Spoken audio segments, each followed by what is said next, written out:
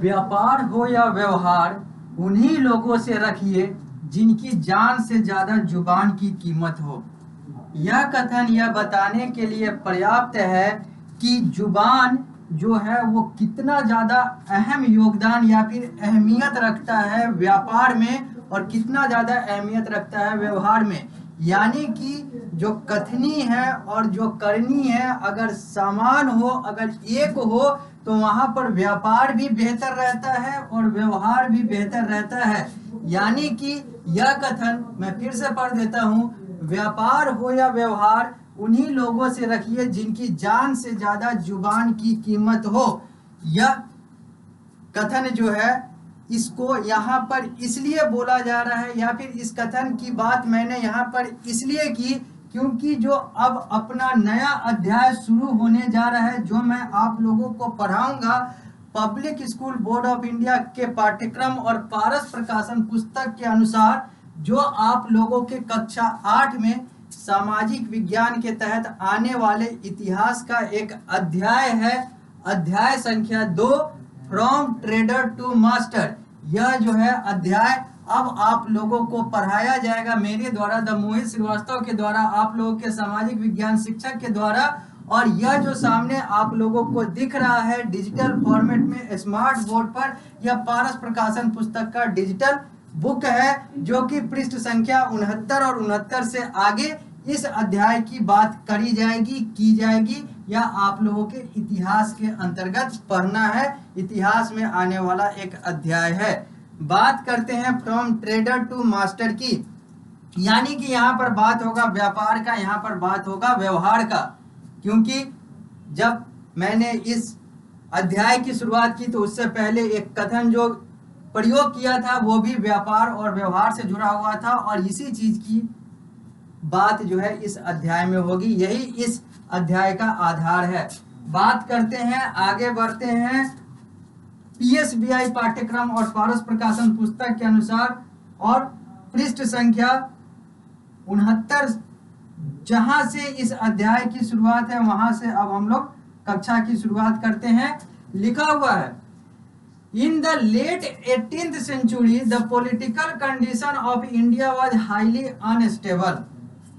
अगर हम 18वीं शताब्दी के अंत के समय की बात करें, के काल की बात करें, तो भारत में जो राजनीतिक स्थिरता थी वो अस्थिर हो चुकी थी। यानी कि राजनीतिक अवस्था, राजनीतिक पॉलिटिकल कंडीशन जो था वो अस्थिरता के दौर से गुजर रहा था, बहुत ज्यादा अस्थिर हो चुका था 18th सेंचुरी के, यानी कि 18th सेंचुरी जब खत्म हो रहा था, यानी कि 18th सेंचुरी के अंतिम समय में भारत का जो पॉलिटिकल कंडीशन था वो हाईली अनस्टेबल हो चुका था। Aurangzeb was the last powerful Mughal ruler. मैंने आप लोगों को जब मुगल काल के बारे में पढ़ना था तो उस अध्याय में मैंने बताया था कि मुगल की शुरुआत कहाँ से होती है और कहाँ तक ये मुगल जाते हैं, मुगल का कहाँ तक शासनकाल आता है, जिसमें हम लोगों ने औरंगजेब को देखा था, दारा शिकोह को देखा था, अकबर बाबर को भी देखा था, और वहीं पर एक कंसेप्ट मुगलों के अलावा शेरशाह सूरी का भी हम लोगों ने देखा था। लेकिन यहाँ पर वही कहा जा रहा है कि चूंकि औरंगजेब जो था वो अंतिम शक्तिशाली मुगल शासक था, हिज डेथ, उसके मृत्यु के बाद इन 1707 ईस्वी में mark the beginning of a war of succession for the throne of Delhi. अब उसका मृत्यु तो हो गया, अब दिल्ली पर किसका राज होगा, दिल्ली किसके कब्जे में होगा, दिल्ली किसके अधीन होगा, इसके लिए उसका कहें तो उत्तराधिकारी बनने के लिए लोगों में मारकाट मच गई, लोग एक दूसरे से लड़ने लगे। After the death of Aurangzeb in 1707 many Mughal governor and chief train broke free from Mughal control and establish regional kingdom. चूंकि औरंगजेब जो था वो शक्तिशाली मुगल शासक था, अंतिम शक्तिशाली मुगल शासक था, तो जैसे ही औरंगजेब की मृत्यु हुई, देहांत हुआ 1707 में, तो बहुत सारे जो मुगल गवर्नर थे और जो अलग अलग अधिकारी थे वो मुगल शासन से अपने आप को, मुगल नियंत्रण से अपने आप को बाहर कर गए, यानी कि मुक्त कर गए, और अपना अलग अलग क्षेत्रीय साम्राज्य यानी कि रीजनल किंगडम की स्थापना करते चले गए। जो जिस क्षेत्र का था वो वहां का राजा, जो दूसरे क्षेत्र का है वो वहां का राजा, यानी कि रीजनल किंगडम, क्षेत्रीय साम्राज्य की स्थापना औरंगजेब जो कि लास्ट मुगल शासक, पावरफुल मुगल शासक था, उसके देहांत के बाद होता है। In the second half of the 18th century, many European power were attracted toward Asia due to the profitable trade prospect. अब क्या हुआ कि यहीं पर एक चीज आती है, जब सेकेंड हाफ यानी कि 18वीं शताब्दी के दूसरे पखवाड़े में या फिर दूसरे हाफ में जाए, यानी कि आधा 18वीं शताब्दी खत्म होने के बाद की बात करें, बचा हुआ आधा शताब्दी का, तो वहां पर क्या देखने को मिलता है कि ये जो यूरोपियन जो पावर है, यानी कि यूरोपीय शक्ति है, या फिर कहें तो ब्रिटिशर्स है, यानी कहें तो जो ईसाई शक्ति है, जो कि यूरोप से निकलकर भारत के तरफ और एशिया के तरफ आना चाहती थी और आती है और आना चाहती रही है, क्योंकि उनको लगता था कि भारत और एशिया जो है, क्योंकि भारत जो है वो एशिया का ही एक देश है, एशिया महादेश है, उनको लगता था कि एशिया और उसमें आने वाला भारत, ये सब जो है एक प्रॉफिटेबल एस्पेक्ट रहेगा अगर वो वहां पर शासन करते हैं तो। यानी कि औरंगजेब इधर गया, यहाँ पर मुगलों के बीच में घमासान मची, रीजनल किंगडम्स बनते चले गए, और उधर जो है अंग्रेज यानी कि जो यूरोपियन शक्ति थी, यूरोपियन पावर था, यूरोपीय शक्ति जो था, वो भी भारत और एशिया आना चाहता था, क्योंकि अगले को लगता था कि भारत में और एशिया में बहुत सारे प्रॉफिटेबल एस्पेक्ट हैं, लाभ कमाया जा सकता है, धन कमाया जा सकता है, यानी कि धन कमाने के लिए उनकी लालच जो है वो एशिया और एशिया का एक बहुत बड़ा देश भारत तक आ चुका था, और भारत में इधर जो शक्ति थी, जो सत्ता थी, वो भी तितर बितर हो चुकी थी। अब आगे बढ़ते हैं, यही सारा कुछ जो है वो कारण बनेगा आगे का, यानी कि यहीं पर बात आएगी यूरोपियन पावर जो भारत में आता है, वो यहीं से इसका पृष्ठभूमि बनता है।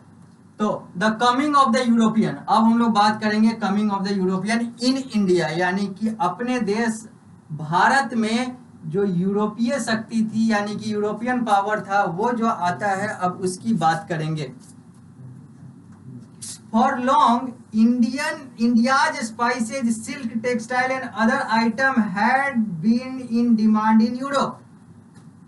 बहुत लंबे समय तक या फिर बहुत लंबे समय से यूरोप यानी कि एक महादेश यूरोप में भारत के मसाले, भारत के सिल्क, भारत के टेक्सटाइल, यानी कि मसाला से लेकर कपड़ा, वस्त्र, मसाला, खाने पीने से लेकर कपड़ा वगैरह, ये सारे चीजों की जो मांग थी, और भी अलग अलग आइटम्स की जो मांग थी, जो भारत की पैदावार थी, इसकी मांग जो थी ये यूरोपियन देशों में बहुत ज्यादा थी। यानी कि भारत से ये लोग अपना ये सारा जो प्रोडक्ट है वो लेते थे, ये लोग आयात करते थे, भारत निर्यात करता था, और यहाँ से ये लोग अपना कार्य करते थे। During the medieval period the Arab were the ones who supplied these item to the waste.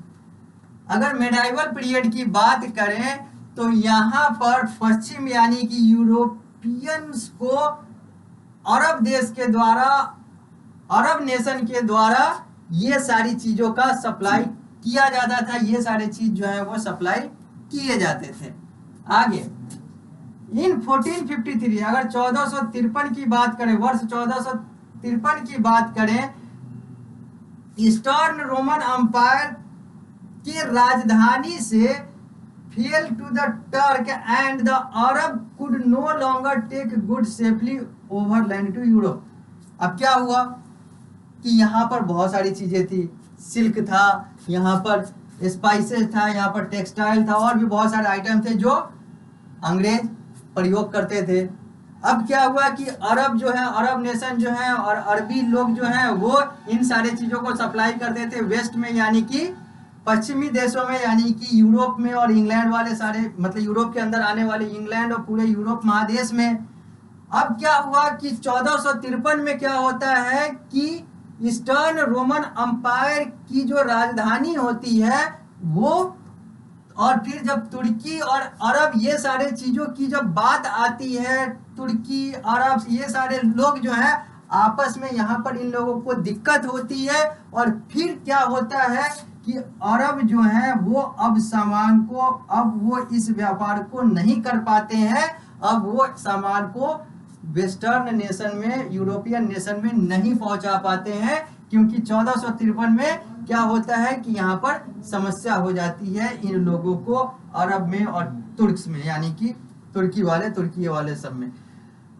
So for the European it is become essential to find a direct sea route to the east। इसलिए अब European के पास एक आवश्यकता पड़ गई कि अब सीधा जो है एक ऐसा समुद्री रास्ता खोजा जाए जहां से ये लोग सीधा जो है पूरब की तरफ, यानी कि एशिया और भारत की तरफ पहुंच सके।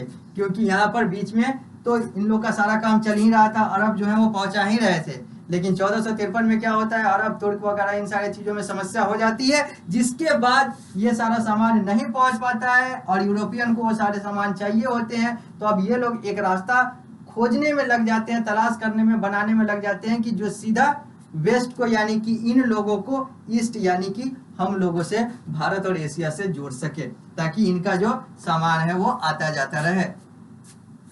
For this purpose, a series of voyages were undertaken by European explorer, sponsored by the monarch of Portugal, Spain and England।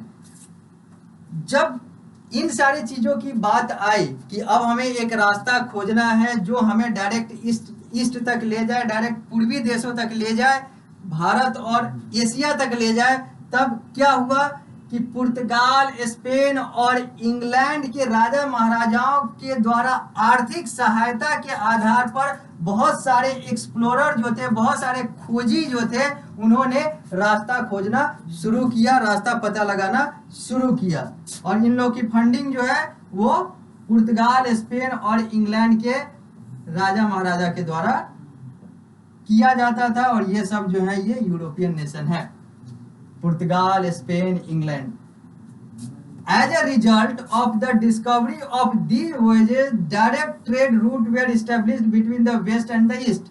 और इसी के आधार पर, इसी का परिणाम यह हुआ कि रास्ते भी मिले और डायरेक्ट जो सी रूट है वो, और ट्रेड रूट जो है, व्यापार का जो रास्ता है वो भी वेस्ट और ईस्ट के बीच में बन गया। अब हम लोग बात करेंगे पुर्तगाल की, यानी कि पुर्तगीज की, क्योंकि इसका अगर भारत के परिप्रेक्ष्य में देखें तो गोवा, दमन दीव, ये सारे जो है पुर्तगाली कॉलोनी थे, जो कि अब भारत का हिस्सा है। तो यहाँ पर अब हम लोग बात करते हैं पुर्तगीज की, यानी कि पुर्तगाल वाले लोगों की, यानी कि पुर्तगाल की अब बात होगी।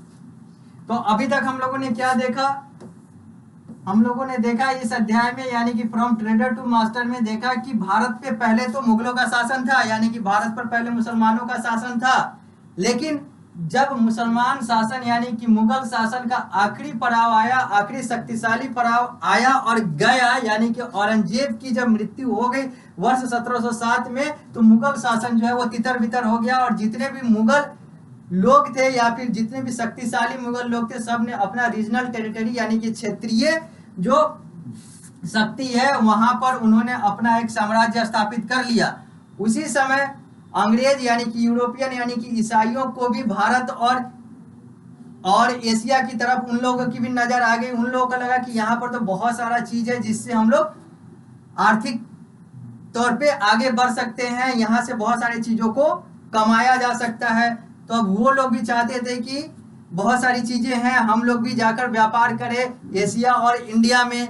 इंडिया एक देश, एशिया एक महादेश, इंडिया एशिया महादेश में ही आता है, तो यहाँ पर भी व्यापार करें। फिर वहां पर क्या होता है कि वहां पर जो यूरोपियन नेशन होते हैं वो अब रास्ता खोजते हैं, क्योंकि जो अरब पहले ये सामान पहुंचाते थे, यहाँ पे अरब, तुर्क वगैरह इन सारी चीजों लोगों में समस्या हो जाती है, जिसके कारण से समुद्री रास्ता जो है वो दिक्कत हो जाता है, नहीं पहुंचा पाते हैं। तो अब यूरोपियन जो है वो क्या करते हैं, वो अब अपने एक्सप्लोरर को, अपने खोजी को स्पॉन्सर करते हैं, यानी कि उन लोगों को आर्थिक सहायता देते हैं। पुर्तगाल, स्पेन और इंग्लैंड के द्वारा बेसिकली दिया जाता है। ये तीनों देश हैं यूरोप महादेश में, और आर्थिक सहायता दिया जाता है। और फिर उसका नतीजा क्या होता है कि ये लोग अपना रास्ता, व्यापार का रास्ता जो है वो खोज लेते हैं, बना लेते हैं। अब हम लोग बात करेंगे पुर्तगाल का, यानी कि पोर्तुगीज का। लिखा हुआ है Vasco da Gama, a Portuguese sailor first discovered a sea route to India via Cape of Good Hope in 1498 and arrived at Calicut, जो कि अब कोझिकोड, उस समय कोझिकोड कहलाता था, इन केरला, इंडिया। कहा जा रहा है, अगर पुर्तगाल की बात करें, पोर्तुगीज की बात करें, तो वास्को डी गामा, जिसके बारे में कहा जाता है कि इसी ने भारत की खोज की, या फिर इसी ने, यह एक पुर्तगीज सेलर था, यानी कि यह एक पुर्तगाल का यात्री था जो कि समुद्री रास्ते से, सी रूट से भारत आया था, और भारत में सबसे पहले ये तत्कालीन कोझिकोड में आया था, जिसको अब कलिकट कहते हैं। कलिकट में आया था, और कलिकट जो है वो भारत के केरला राज्य में है।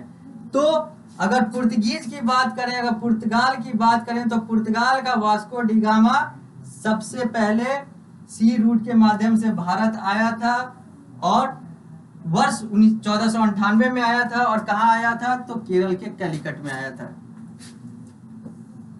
आगे, the Portuguese succeeded in establishing their trading centre in Cochin, Goa, Daman and Diu, where they retain till 1961। अब जब पुर्तगीज आया, पुर्तगाल के लोग आए, पुर्तगाल के सेलर आए, यात्री आए, खोजी आए, शासक आए, प्रशासक आए, तो उन्होंने भारत में वर्ष 1961 तक कोचीन को, जो कि अभी केरल में है, गोवा जो कि एक अलग राज्य है जैसे केरल राज्य है, दमन एंड दीव और दादर और नगर हवेली, ये एक साथ मिलकर भारत का केंद्र शासित प्रदेश है। यानी कि कोचीन, गोवा और दमन दीव में इन लोगों ने 1961 तक अपना ट्रेडिंग सेंटर, यानी कि कहें तो सीधा सीधा कहें तो 1961 तक इन्होंने इन सारे जगहों को अपने नियंत्रण में रखा। उसके बाद यह पूर्ण रूप से भारत का हिस्सा बन जाता है। इस चित्र में दिख रहा है वास्को डी गामा एक व्यक्ति है जो कि पोर्तुगीज एक्सप्लोरर है, जिसकी बात अभी हम लोगों ने की, वास्को डी गामा। अब हम लोग आगे बढ़ते हैं और बात करते हैं डच की। पुर्तगीज की बात हो गई, अब डच की बात होगी। Attracted by the spice market, attracted गलत है, यहाँ पर अट्रैक्टेड है, ए डबल टी है, वो ए डबल एफ लिखा हुआ है, मिसप्रिंट है पुस्तक में। तो attracted by the spice market of South East Asia, the Dutch undertook several voyages to this region. अब ये जो डच थे, ये क्या चाहते, ये क्या देख रहे थे कि भारत का जो मसाला का जो बाजार है वो बहुत अच्छा है, यहाँ के मसाले जो है बहुत अच्छे हैं। तो इससे आकर्षित होकर इन लोगों ने भी इस क्षेत्र में, यानी कि एशिया के इधर वाले क्षेत्र में जहाँ पर मसाले की खूब पैदावार होती है, यहाँ पर ये लोग भी बहुत रास्ता बनाए ताकि यहाँ पर ये लोग पहुंच सके और यहाँ पर अपना ट्रेड कर सके, व्यापार कर सके। The Dutch undertook several voyages to this region. The Dutch East India Company was formed in 1602. ये जो डच का जो ईस्ट इंडिया कंपनी था, यह वर्ष 1602 में स्थापित होता है।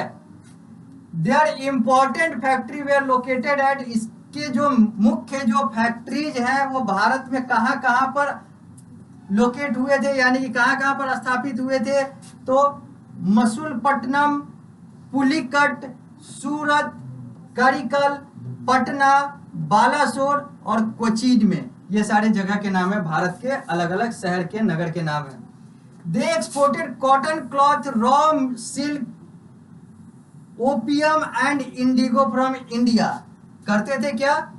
तो इंडिया में व्यापार करते थे, इंडिया में प्रोडक्शन करते थे और इसको एक्सपोर्ट करते थे। यानी कि ये अलग अलग जो रॉ सिल्क है या फिर ओपियम है, इंडिगो है, मोलासेज है, इन सारे चीजों का ये एक्सपोर्ट यानी कि निर्यात करते थे, बेचते थे और इससे पैसा कमाते थे, क्योंकि ये लोग अट्रैक्ट हुए थे, आकर्षित हुए थे भारत के प्रति मसाले को देखकर। अब हम लोग आगे बढ़ेंगे, लेकिन इस कक्षा में नहीं, अगली कक्षा में इस अध्याय को आगे बढ़ाएंगे। इस कक्षा में हम लोग यहीं पर रुकते हैं। जब हम लोग अगली कक्षा में मिलेंगे तो इस अध्याय को यहीं से, यानी कि डच वाले कंसेप्ट से ही आगे बढ़ेंगे, आगे बढ़ाएंगे और बात करेंगे English east India company EEIC.E.I.C. यानी कि इंग्लिश ईस्ट इंडिया कंपनी की, जो कि पृष्ठ संख्या 69 और इसके आगे है। तो मिलते हैं अगली क्लास में, फिर इस अध्याय को वहीं पर आगे बढ़ाएंगे।